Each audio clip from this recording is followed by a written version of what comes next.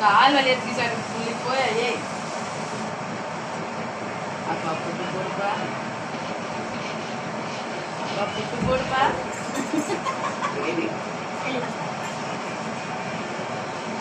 போட்டுமா சும்மா பிள்ளைக்கு சத்தாசி வாடா. நான் இல்ல எங்கடா கேஸ் கத்துக்குது. அவன் தான் எடுத்து நான் சும்மா கூப்பிடுறதுக்கு